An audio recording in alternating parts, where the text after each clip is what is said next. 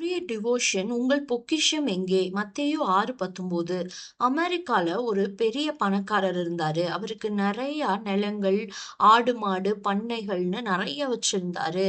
அவரு ஒரு கோடீஸ்வரனா இருந்தாரு. ஆனா ரட்சிக்கப்பட்டவர், அபிஷேகம் பண்ணப்பட்டவர். ஆனா கர்த்தருக்கு கொடுக்கிற பழக்கமே இல்லாதவர்.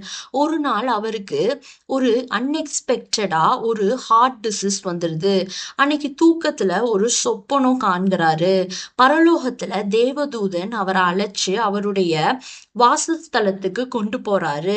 போகிற வழியெல்லாம் மற்ற பரிசுத்தவான்களுக்காக கர்த்தர் எழுப்பின ரொம்ப அழகான அருமையான பெரிய பெரிய பங்களாக்களை காட்டிக்கொண்டே போறாரு.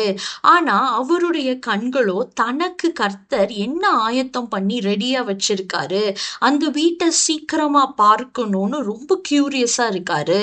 பல மாட மாளிகைகளையும் கோபுரங்களையும் கடந்து வந்த அவருக்கு தான் வீட்டை பார்த்ததும் ரொம்ப துக்கமும் ரொம்ப ஷாக் ஆயிடுறாரு. ரீசன் என்னன்னா, அது ரொம்ப சின்னதா இருக்கு.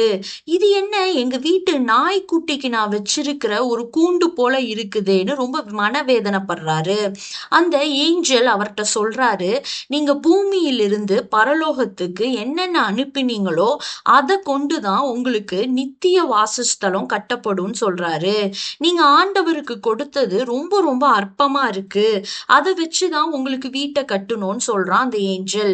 நீங்கள் எவ்வளவு ஆத்துமாக்களை சம்பாதித்தீர்கள் அப்படிங்கிறத உங்களுடைய வீடு அலங்கரிக்கப்படும். உங்க சார்பா பரலோகத்துக்கு ஒன்றுமே இதுவரைக்கும் ஒரு ஆத்துமா கூட வரலன்னு சொல்றாரு. அப்பதான் அந்த பணக்காரருக்கு தன்னுடைய மிஸ்டேக்க உணர்றாரு. அவர் பூமியில பெரிய ஐஸ்வர்யவானா இருந்தாலும் தனக்காக சுயநலமா செல்ஃப் சென்டர்டா செல்ஃபிஷா வாழ்ந்து கொண்டிருந்ததை உணர்றாரு. அந்த நேரம் மனம் கசந்து அழுது, நான் பூமியில வாழ்றபடி எனக்கு ஒரே ஒரு சான்ஸ் தாங்க, நான் போய் அங்க ஆத்துமாக்களை சம்பாதிக்கிறேன், ஊழியக்காரனுக்கு உதவுறேன்னு சொல்றாரு. அப்ப அவருடைய கனவுல இருந்து எந்திரித்து அது கனவுன்னு உணர்றாரு. அந்த கனவுக்கு அப்புறம் அவர் முற்றிலுமா தான் ஆத்துமாவை ஆண்டவருக்கு ஒப்படைக்கிறாரு.